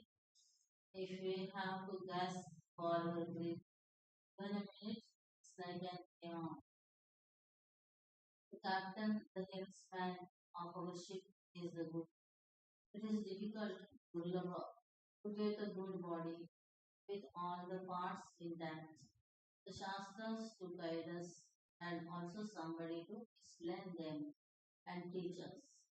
Even after getting all this, most people do not try to cross the ocean of samsara and remain ungrateful and dull, yet considering themselves to be smart. These days, people prefer smartness to goodness. The eyes of the Shastra, this kind of smartness is nothing but curiosity. Such people are called Atmahana. They destroyed the soul, their very essence, so to say. So the Atma is in such people. This is a grave sin, and such people will not get or go in nothing. They continue to remain in ignorance and suffer from birth to birth. It is His grace that we have got a human body, so special in many ways, so precious and difficult to obtain. We can attain dharma, artha, kama, moksha. If we use it well, we can become godlike in status. Narka Narayan हो सकता है. This is our full potential. We should get the highest. One who wastes his life, human life in sense enjoyments causes his own downfall. One who has got the Shastras and Guru and still does not use them is a Mahamukha utter. Sri Ram continues further. If you want to get happiness here and hereafter, listen carefully to my words and cherish them in your heart. The Vedas and the Puranas have said that if you want happiness, the easiest and most joyous method is devotion to God. Some ways are easy but give sorrow, like the get rich quick schemes, collecting bribes, and so on. There are some other paths which give joy but are not easy, like undertaking severe penance, abstaining from big uppers from liquors, studying and standing on one leg, etc., and so on.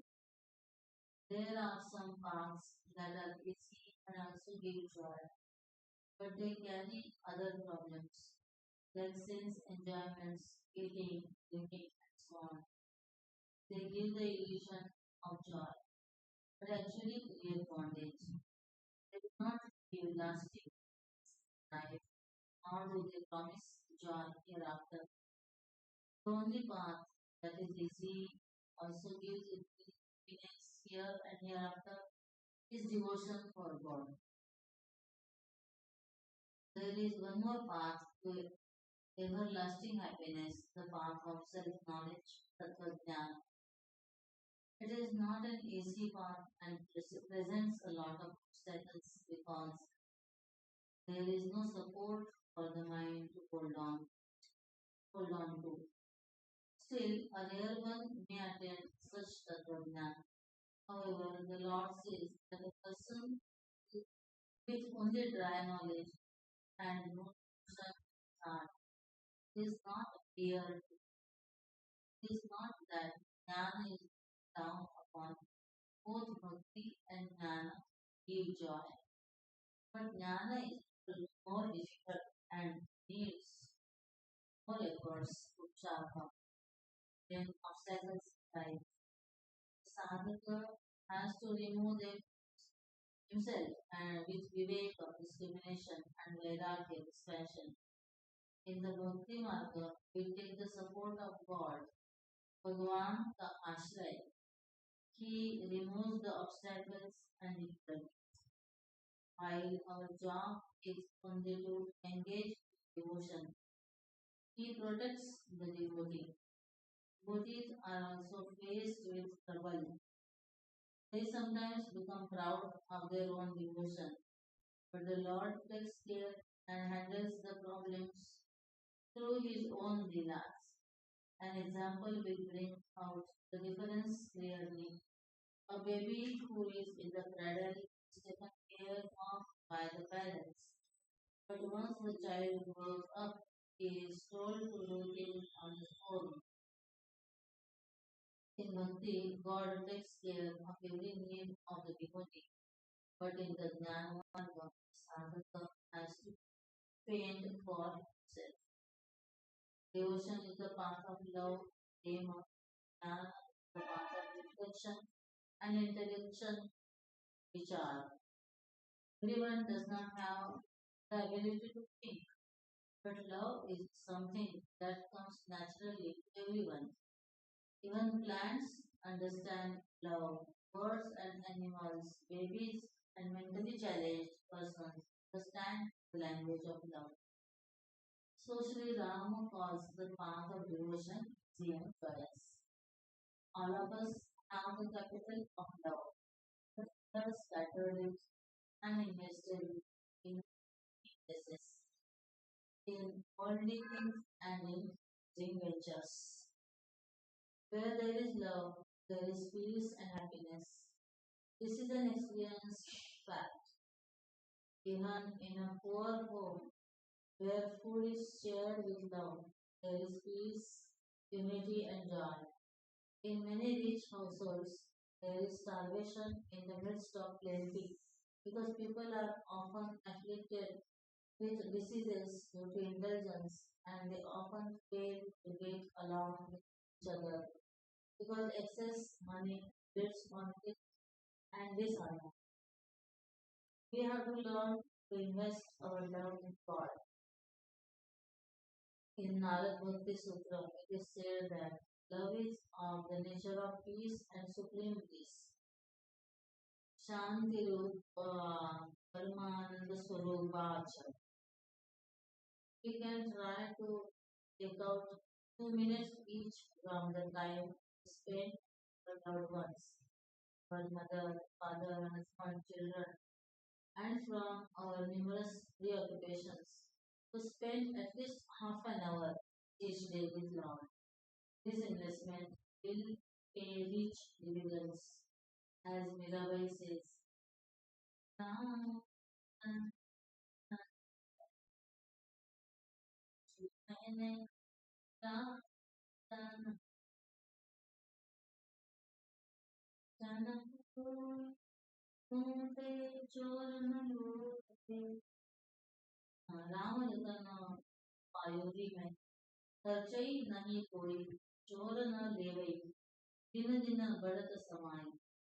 I have got the precious gem of Ram, which never diminishes or gets spent, which cannot be stolen by any thief, and which continues to increase day by day. Another song tells us to continue accumulate the treasure of the Lord's name. नाम धन का खजाना बढ़ाते चलो. कृष्ण गोविंद गोपाल गाते चलो. One does not have to give up anything nor make drastic changes to enter the path of. It is enough to make just a small change and spend half an hour every day lovingly God. One will begin to find immense joy in it, and it will go on in the path of knowledge. The truth is to be understood as Nama, Rupa, Guna, Rahita. Without a name, qualities to form, it is very difficult to focus your mind on it. In meditation, people are told to sit steadily and close their eyes. Then what? People are puzzled about what to do next. They are told to withdraw all the sense organs from their external sense objects. Sometimes people contort their eyes and ears physically, not understanding of sense withdrawal. They are told to pull the senses away from the respective objects of sound, form, taste, smell, and touch, which with the help of the mind. Then, with the help of the intellect, they are told to quieten the mind. and focus on the witness. Very confusing. Because unless they are highly committed, developers think trying focus inside. Okay, we can keep our eyes open and look at his beautiful form. Lord Vishnu is infinite like the blue sky of the color of rain-bearing clouds stretched out on the serpent wave. Tantaparam Jagashalam. Sri Ram is like the blue lotus, gentle, long-legged, holding a bow and arrows, accompanied by Sita Devi, Nilambuja Shamala Komalangam, the baby Krishna, floats on a leaf in the ocean, sucking his soul. Karala Vindayana Padavina. Innumerable are the word pictures. As the cows forget to eat grass and the cows forget to drink, gazing at the enchanting form of Sri Krishna, the mind also forgets to rest its restless cravings and becomes still mesmerized by the new Lord of Vrindavan. It is difficult for us to fight the natural tendency of the mind to move towards strange objects. Difficult to withdraw and restrain it in a vacuum. In devotion, we can let the senses revel, let the eyes feed on his form, let the ears hear his glories, let the tongue utter his nectarine names. We can decorate his form in the altar, worship him with flowers and music, perform arati, offer naivedya. Some people spend hours doing puja. Some say that they are not able to love God. Devotion can be cultivated, discipline, name, and love, prema.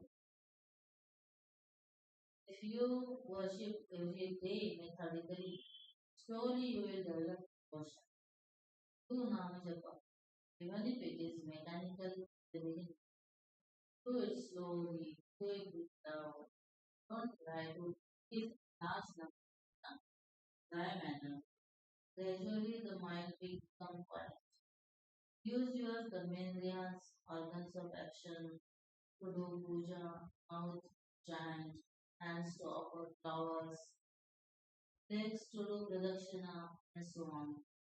The eyes will see his form, the ears will hear the mantras, and the nostrils will breathe in the fragrance of flowers and scents. The mind gets a lot of support from these, and slowly love develops. Cultivate a relationship with the Lord. Think of Him as the father, brother, child, friends, or not just as the idol, murti.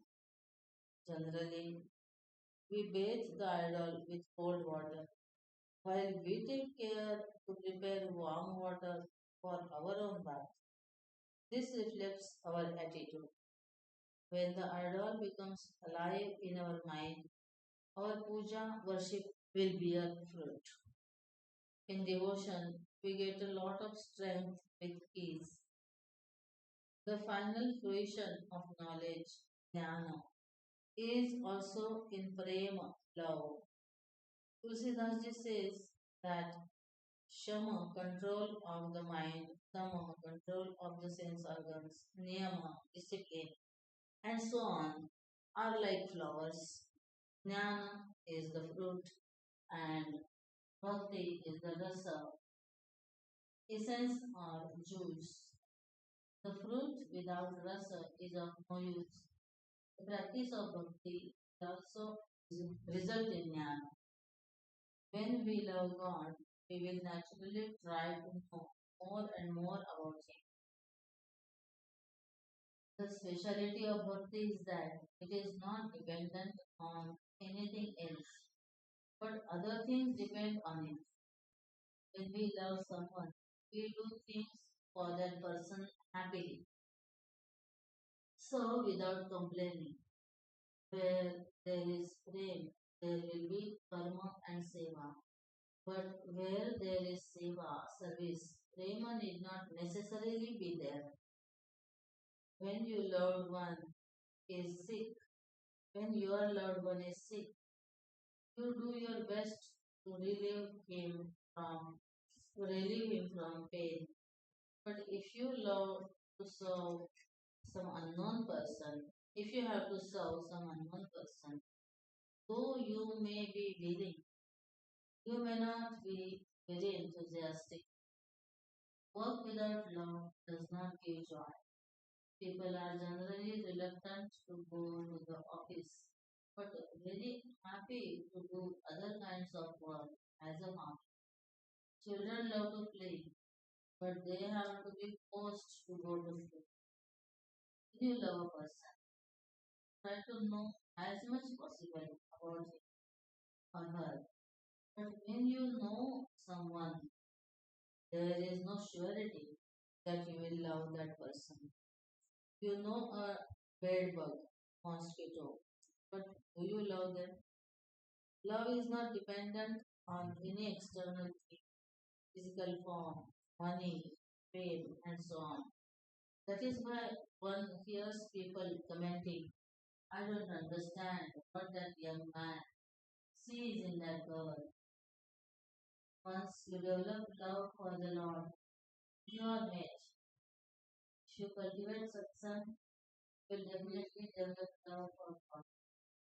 If you want to learn music, you must go to those who love music, not to the restless day. So go to those who love the Lord, and you will also learn loving for that. Various facets of devotion. In this advice to the people of Ayodhya, Sri Ram explained how rare it is to meet and how precious it is. If the person is gifted all this and a guru too, to take him across, and yet he does not try to cross the ocean of samsara, he is like an Admahana person who kills himself. The Lord points out that one can choose the path of knowledge or that of devotion according to one's temperament and natural inclination. Of these, the path of devotion is easier, more accessible, and joyous. Knowledge, bereft of love, does not please the Lord. It is stated in Srimad Bhagavatam, Naishtamyamapi achyutabhavavarjitam na shobhate. Even salvation lacks luster without love for the Lord. Devotion gives us a sense of fulfillment or completeness, purnata. Love for the higher cannot be had without satsang. Only there can one hear about God and get to know Him a little. This leads to love for the higher, and the attachment to worldly things begins to reduce. Then one gets a taste of true ananda. Saints are a treasure house of devotion. In their company, we also begin to develop love for the Lord. All of us do have some love for Him, or else we will not be attending a satsang or reading this. Our problem is that our attachment to the world, thus our true enjoyment of divine love. It is like eating a banana without removing the skin, or chewing a toffee with the wrapper on. We could we should cultivate this passion towards worldly things to enjoy the pure bliss of devotion. Sri Rama tells the people of Ayodhya that without Punyakarma, meritorious deeds, we cannot meet saints. There are two ways to reach saints. One is the person's self-effort, purushartha, and the good deeds done in the past. The other is God's grace and compassion.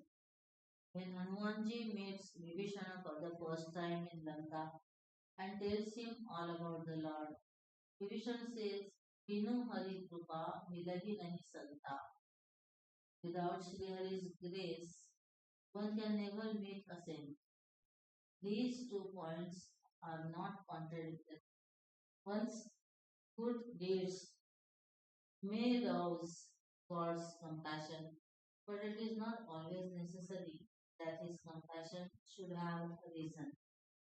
Righteous sadhana may invoke his compassion, but he can grace those who have not done much sadhana also. Sometimes he blesses even those who have derided him.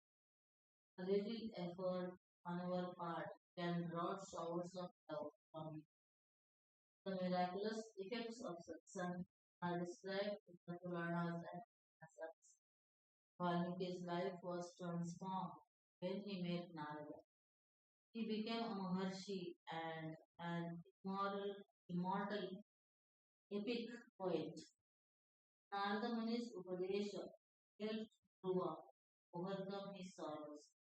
Prahlada had Narada's satsang while still in his mother's womb. Tulsidas says that satsang can transform a crow into a cuckoo and a duck into a swan. We have seen that liberation is to be gained through knowledge and devotion, which is in turn can be gained from satsang or the company of Mahatmas. And satsang is the result of meritorious deeds or God's grace. Now, Sri Ram explains that what is the most meritorious deed. Mana Krama Vachana Viprapada Puja. One should worship the Brahmana's feet by thought, words, and deed. This has to be understood properly, especially in today's context. When there is a general feeling that Brahmins merely sit back, eat and enjoy, Brahmana Bhojana Priyam, some Brahmana Bhojana Priyam. Some people accuse Tulsidas ji of favoritism because he happened to be a Brahmin himself. However, we should interpret Sri Ram's word in the light of what Shastras say. Janmanajaya संस्कारात् जोच्यते वेदाभ्यासे भवेद्विप्र ब्रह्मजानाति ब्राह्मण. By birth one is Shudra. After going through the sanskaras, one is called a Dvija. After studying the Vedas, one is called a Vipra. And one who knows Brahman is called a Brahman. By birth, everyone is a Shudra. Without any sanskar, raw material, so to say. That is why a child has to be taught everything. How to sit, how to talk, how to behave, and so on. In the olden days, a child was taken to the Guru and his Upanayana sanskar was performed. He was taught the Gayatri mantra and given Diksha. Then he was called Advija, meaning twice born. Samskara Dvija Uchati. When Advija studies and becomes well versed in the Veda Shastras, he is called Vipra. Merely by wearing the sacred thread, one does not become a Brahma Janati Brahmana. When he comes to know Brahman, he is called Purna Brahma, Purna Brahmana. Tulsidas says that you must worship Vipras, who are the repositories of knowledge of the Vedas. It is the most meritorious act. They alone can explain the Vedas that tell us about our higher welfare. Adi Shankaracharya has said Vedo Nityamati. You should study the Vedas.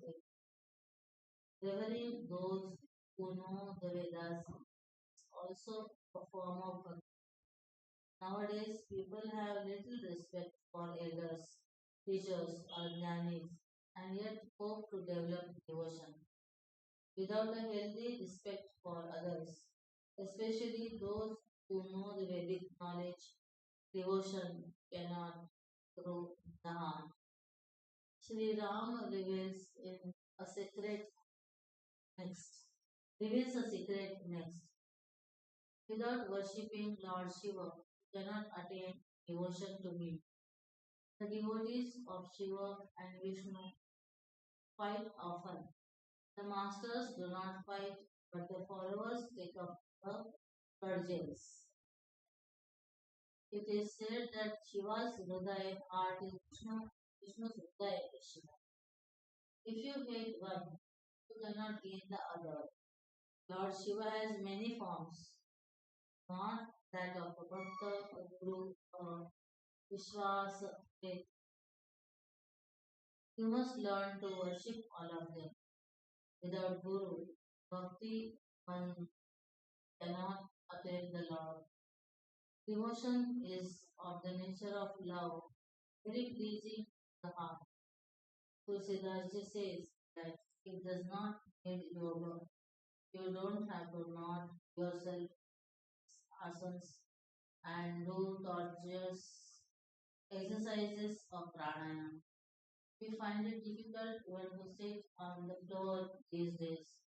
It is not necessary to do elaborate rituals and yagas or yajnas, which, if not performed properly at the correct time with the stipulated details, can even yield negative results. He says that even japa is not needed. We may wonder at this since we are told that japa, especially Nama japa, has a very special place in bhakti. Loving remembrance of the Lord and His name is the essence of devotion. While describing Avadha Bhakti, ninefold devotion, the Lord says that one should do japa with firm faith. In this context, however, Tulsidas ji is referring to the Karma Kanda japa, which is done with formal sankalpa and a set of special rules. One has to keep count and complete a crore or more specified number of days. There are associated rituals too. For example, in Gayatri Purashchar, Dasamansha, 1/10 of it has to be done as Havan. Of another Dasamansha of that has to be done as Brahman Pujan. Only then is the japa considered. Further, such japa is done to achieve a specific result. In devotion, one chants the Lord's name lovingly, joyously. There is no need to count. However, even in the path of devotion, basic discipline is necessary to control the mind. So, it is good to count and chant a specified number of times according to our capacity and then increase it gradually.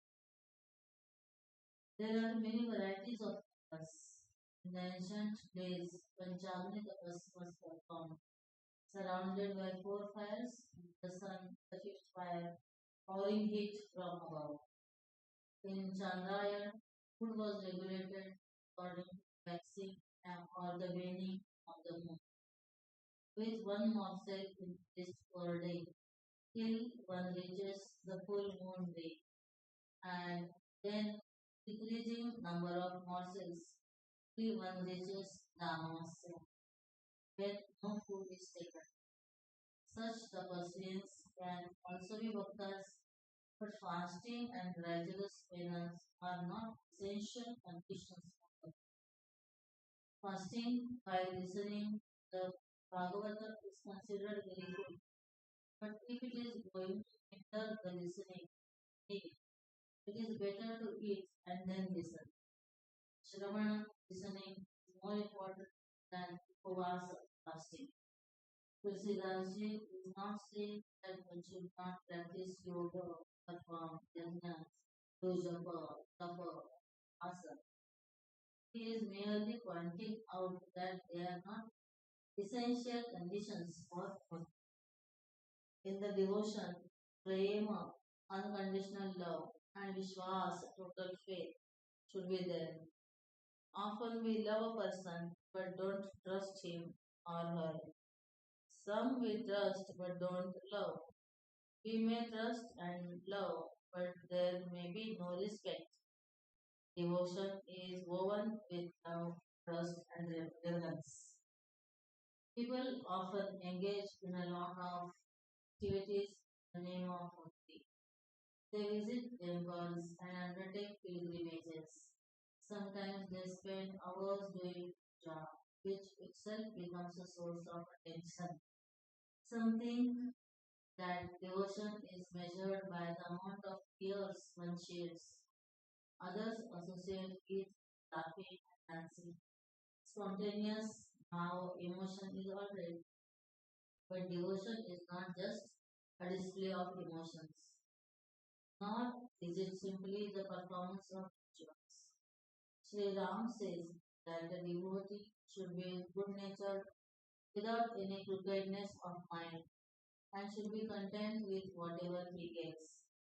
Some people can never even imagine the other be wicked. They believe the basic goodness of all. They respect everybody. There are others who suspect everybody. Their mind is devious. The Mahabharata, Duryodhana was asked to find a good person and he could not find a single one. While Yudhishthira was asked to find a bad person and could find none. The world is the same. It is our vision that determines what we see. The only requirement for devotion is a pure mind. Hence, the Ram, Sri Ram says that this path is easy and accessible to everyone.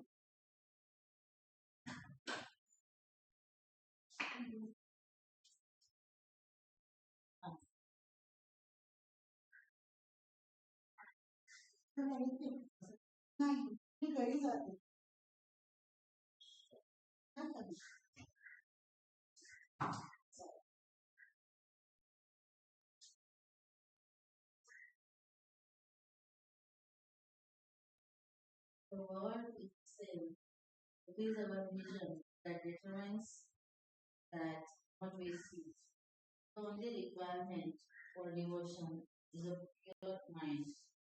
Hence, Sri Rama says that this path is easy and accessible to everyone.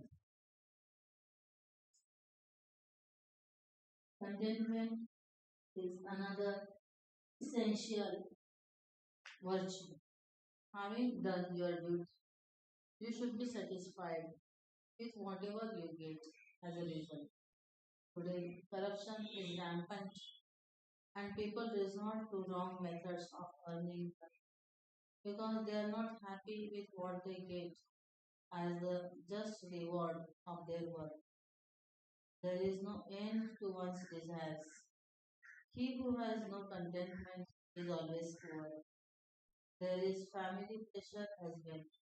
It is rare to find a person who takes a stand, tells the family that they must learn to live within their means.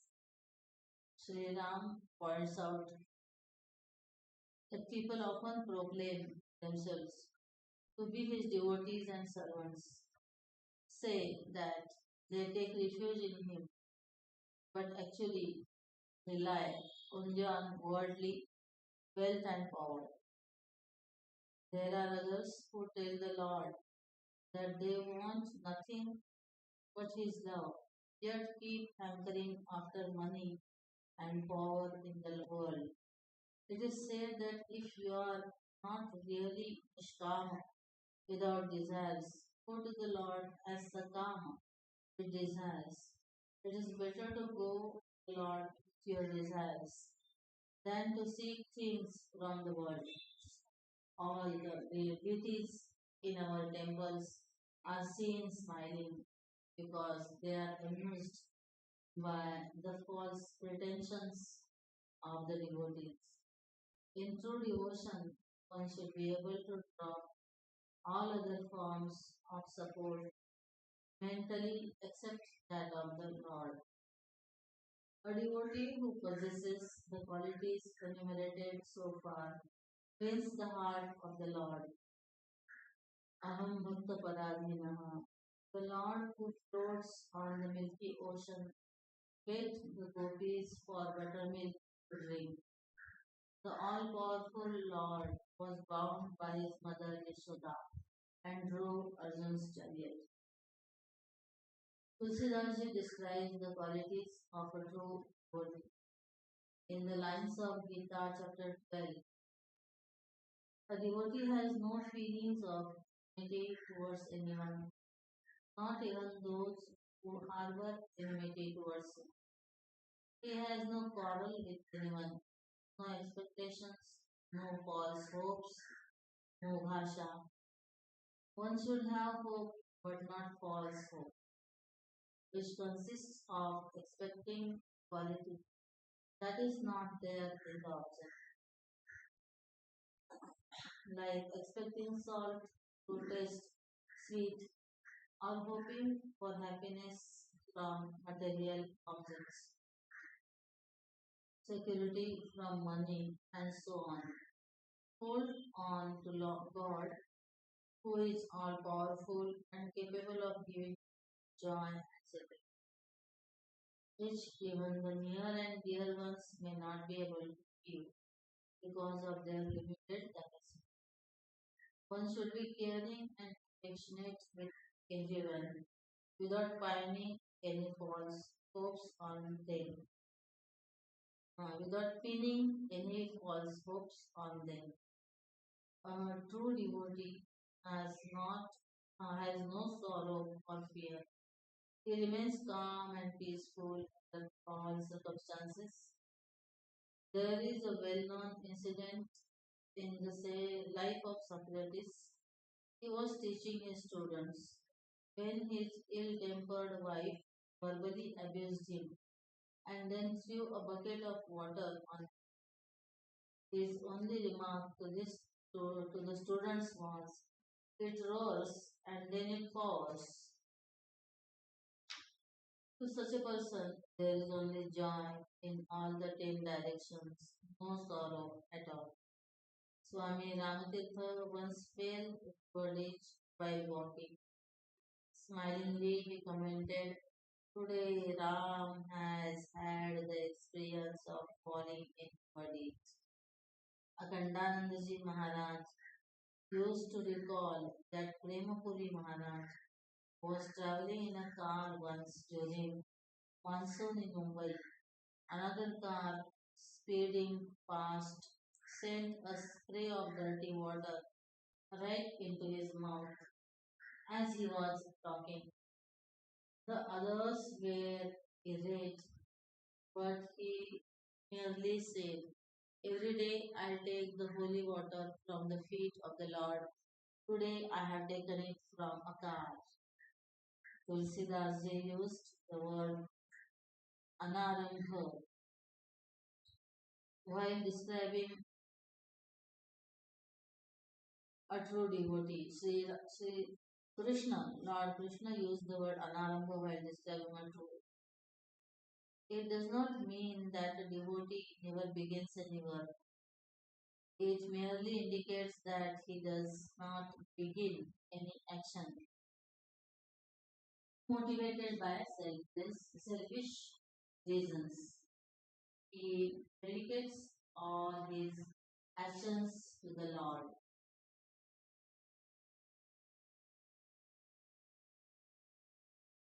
In the same line occurs the word daksha, meaning efficient in action.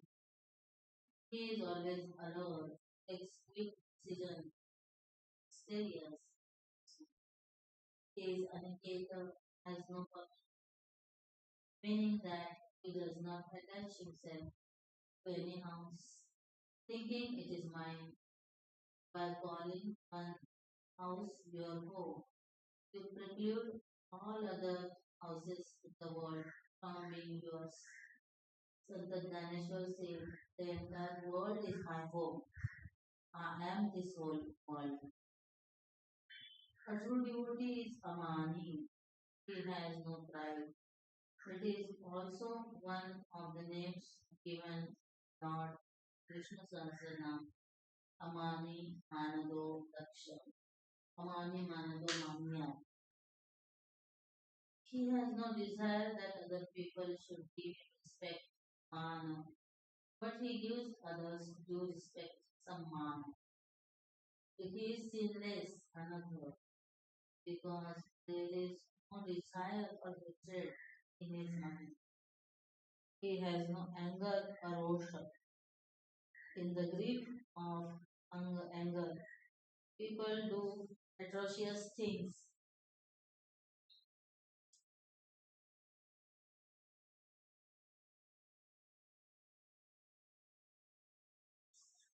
People do atrocious things.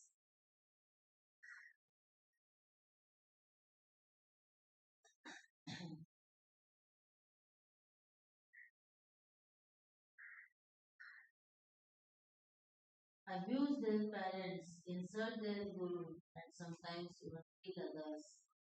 It is meaningless to say that others provoke it because no one else can have power over your mind unless you allow it.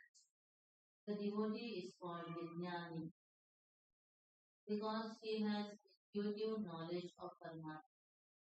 He loves satsang, the company of good people, compared to devotion, all other things, the pleasures of this world, of the heavens, and even moksha, are like straw to him. Tusidasji uses the word apavarga for moksha. It means that the varga is not there. In the Sanskrit or Hindi alphabet, set of consonants beginning with pa, that is pa, fa, ba, bha, ma, is not there in moksha. All of them are labials where the lips come together. Pa stands for papa, six. Pa denotes phala, meaning karma phala, or the result of one's action. Moksha is not the result of karma. Pa symbolizes bandhana. Bondage is not there. Pa stands for bhaya, fear of death or change is not there. Ma points marana, there is no death. If there is no birth, how can there be death? Freedom from all this is moksha. He who loves the Lord has no worries. He does not hate anyone or insist fanatically that his way alone is the right way. He is firm in his conviction and does not participate in kutarka, false reasoning, and meaningless discussions. We should avoid dustarka, which reduces our dispassion or our faith in God. The Lord says that no one can understand or fathom the supreme joy of one who revels in Him, giving up attachment, arrogance, and illusion. Tasya stitim avetum samakta. Who can understand His state? The people of Ayodhya were very happy listening to these nectarine words of the Lord. They bowed to Him love and reverence and went home talking, discussing about what they had heard. Their life was full. With this Purajan Gita ends. We can get a clear idea of the vision of Ramayana. from the Kishkinda Kand and Bhajan Gita. We should study these portions repeatedly to understand their implications and learn to apply the values given in their actual life. Om Darshan. References Karna Rahita Dayan Ahetuki Ani Shankaro Sarvadiswa Abhaminana Vasya Yallavase